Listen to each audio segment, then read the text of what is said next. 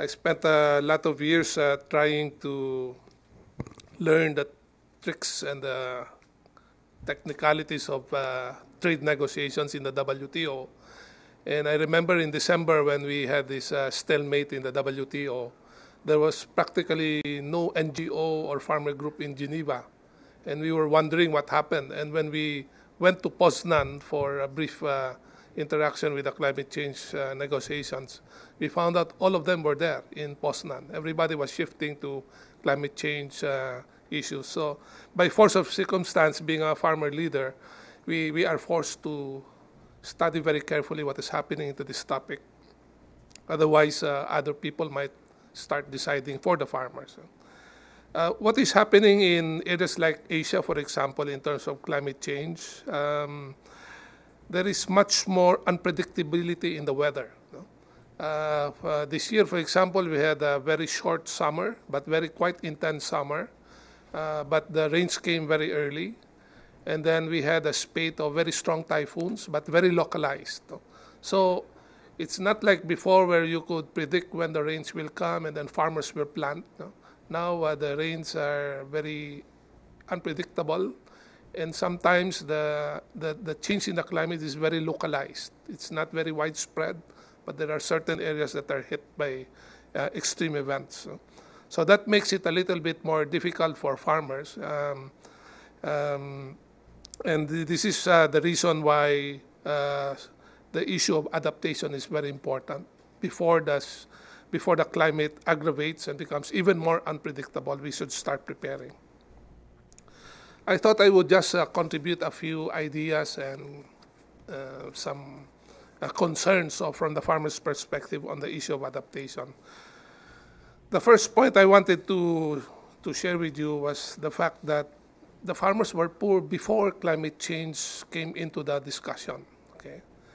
And of course, the situation of the farmers stands to aggravate because of climate change. But the point is, even before all this talk about climate change was there was already a problem. And our concern is the solutions that people come out with might be too climate change oriented instead of poverty oriented or development oriented. And we can already see a little bit of that. There is too much discussion on mitigation. Even my government, for example, in the Philippines, has come up with some press issuances with a lot of talk about mitigation, as if a small country like the Philippines can contribute so much to reducing greenhouse gases, but very little talk on adaptation, which is actually the more important thing for small farmers in developing countries. There is also, I think, too much focus on technology. Mr. Wang is here, but I know technology is very important, but there is some fixation on developing some magic strain or some very sophisticated technologies that will help us mitigate gases. Those could be useful, but I think the point is that even assuming that we are able to solve climate change and come up with really effective solutions to somehow solve the greenhouse gas emission problem, the point is the farmers will still be poor unless we address the basic issues for their poverty. Okay, so I wanted to stress this first point, that when we talk about adaptation, there are so many things we could do, and not just focus on the climate change and the technology and the mitigation side of it. For example, I attended a conference about a year ago, and they said, well, climate change is crucial because of food security concerns. So if we do not do something about climate change and increase agricultural production with new varieties, then we might not have enough food in the future. But they also point out that the gap between potential yields in agriculture at the moment, even without climate change, is almost double, I think, what is actually harvested in the fields. So the gap between what is being harvested by farmers now and what could be harvested by them, even without these climate change interventions, is very huge. And if we can just find a way to increase that or decrease that yield gap without having to develop very sophisticated technologies, you could already do a lot in terms of first addressing food security and at the same time improving the welfare of farmers. So again, sometimes the fixation on this climate change tends to put the minds of some people towards one direction when the solution doesn't have to be that complicated. And it could be very much doable if you focus it on more simpler things. So, of course, technologies like stress tolerance is very important. I understand there are recent breakthroughs now on developing new varieties, although I think it will involve some form of genetic transfer that will allow plants to survive under stress conditions like droughts. Okay, but at some point you have to tell the farmer that because of climate change, you should stop planting in that area and not just give him new strains that are drought tolerant, but will probably not survive in that kind of situation. So that's the first point I wanted to focus on. The second one is, I think we have to go back to the basics in terms of providing support to farmers in developing countries. And this means building the roads, putting up the irrigation facilities, developing the simple and affordable technologies and disseminating them to the farmers. These, I think, are the more crucial interventions in terms of adaptation, basic support. And the idea is they will provide the farmers with a resiliency. Okay, it's like somebody who, in terms of your health, what you do is you eat a lot of good food, take vitamins, so that you become resistant to infection. Okay, the other approach is don't take care of your body anyway. When you get sick, you take antibiotics. Okay. That is the other way to approach it. But I think the more effective way is preventive, improve the resiliency of farmers by providing them the basic support services. With these support services, they will generate more income, they will generate more savings. If a calamity comes, then they have something to tide themselves over that calamity. And they can also afford to undertake some steps that will help them cope with the crisis. And I think that is the more effective and more important type of adaptation that is needed right now.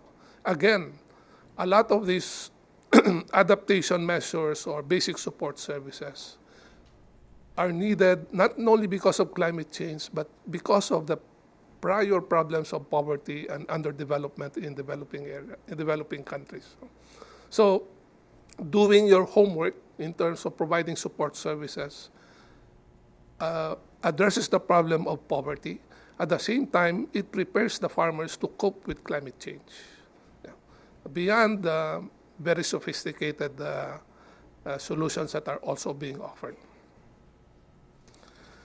And related to that is the point that it is more important to now to invest in risk management instead of act when the crisis is already there. Maybe by that time when the floods and the water level is too high, there's no more time to do anything really significant. But to help the farmers cope with risks, to provide them with information so that they can act in advance, that is more effective and very important for especially for small farmers. For example, climate information. I don't know, here in the United States, I think you have very good climate data for farmers. No? But in my country, when they announce that it will rain, the major intention is to tell the people in the cities to bring their umbrella. Yeah? That is the main intent of the climate information. But how that will affect the farmers in the fields, there is no interpretation. In fact, we've been telling the Department of Agriculture that why don't you translate the rainfall patterns and the rainfall data into data that is useful for people who are planting rice or corn or whatever. No? And so that then they will have a better planning in their production methods. But that still has to be done. Typhoons, we go over our alphabet because we have more typhoons in 1 year than the alphabet, about 30 something. But the typhoons in the Philippines account for 50% of our water, and much of that water is used in agriculture. So again, it's a mixed blessing, but farmers need to know how the climate is acting. There is a very important role, I think, for farmer organizations in adaptation to climate change. The problems that are brought about by climate change are simply too big and too vast in scope for individual farmers to address. So there is need for concerted efforts. For example, pest control. You can spray all you want in your 1 hectare or 2 hectares, but the pests will just transfer to the next field. And then they will come back to eat your own crop. So it has to be done in a very concerted and wide area. The same with water management. If you have rice fields, small rice fields attached to each other, connected by canals, you need cooperation among the people in that kind of system so that there is equitable distribution of water and also efficient use of water. And the third example is technology dissemination. It's with extension services now being devolved to local governments and practically being ignored by local governments, then it is very difficult now for researchers to bring their technologies and new information to the farmers. But with strong farmer organizations, they can act as conduits with the technology institutions. And then the final point on adaptation is, I think farmers don't understand what is the connection between what they are doing and climate change. Not yet. No. And if we want to get them into the effort and cooperate in terms of both of mitigation and adaptation, I think the first step is to inform them what is the connection between what they are doing and climate change. No? For example, burning rice stalks. Okay, the rice farmer, after the harvesting, he harvests the rice. There is still a stub that stays on the ground. He burns it. He burns it so that in the next crop it will be easier to plow. Okay, it's a practical solution for the type of work he's doing. No? But he say, but don't do that because when you burn that, then you pollute the atmosphere. But then he say, but tomorrow it's gone. No? What's the problem? No? He doesn't know that part of that reaches so high and then climate change. He doesn't see that connection. No? Or even a simple matter like animal manure. No? He'll say, well, how can you stop the animal from... and that's what they do. And why should you... how is that playing into climate change? Or even plowing of fields. Now they talk no-till technology, but he was told from the very start to plow his farm, to plow his field. That was the technology that was taught to him. And how come they are now saying that that contributes to climate change? So I think there is a lot of room for explaining to farmers what climate change is, what he should do so that he can help mitigate, and what are its potential impacts to him, so that then he will feel the urge to also prepare for it. My last slide is on mitigation. I know the topic of our session today was more on poverty and adaptation, but mitigation is also an important part, I think, of the equation. And the studies have already shown that agriculture, including land use, for example, combined contribute more greenhouse gases than transport. So it's a very big sector in terms of greenhouse gas emissions, bigger than some of the more traditional emitters. But it has also been shown that agriculture has a very huge potential for mitigation. Okay? Because plants, for example, they are natural absorbers of carbon. Yeah, they absorb carbon, have photosynthesis, then they give out even oxygen, yeah, which is a good, probably a good element. No? So there is a lot of potential there that farmers can participate in the mitigation effort. But farmers have much more urgent needs than climate change mitigation. Okay, so that's why I say there that before they can even think about saving the planet, they have to save themselves first, no? Which is only logical because if they are dead, what can they do? No? So the impact of poverty on a lot of these farmers is such that they are very desperate to survive. We criticize them, for example, for doing slash and burn farming. They cut the trees, they burn the forest, etc. But they are not doing that because they like to do it. No? It is practically an act of desperation for them to survive. That's the only way they can survive. But in the process, they sort of harm the environment. So we have to address, I think, the issue of poverty, survival, development, so that farmers will be able to survive and prosper. Then they can contribute to the mitigation effort. Okay. Again, going back to our previous discussion, it's very important that when we talk about even adaptation and mitigation, we have to provide the farmers with basic support for them to survive so that they can participate in the effort. And because of the special situation of farmers in developing countries, we have to do it in a positive way, not in a negative way. And this is one of the threats that we recognize early on in the climate change negotiations, that they might look at agriculture as a polluter and then start penalizing agriculture by imposing a lot of restrictions and rules and penalties on emissions from agriculture.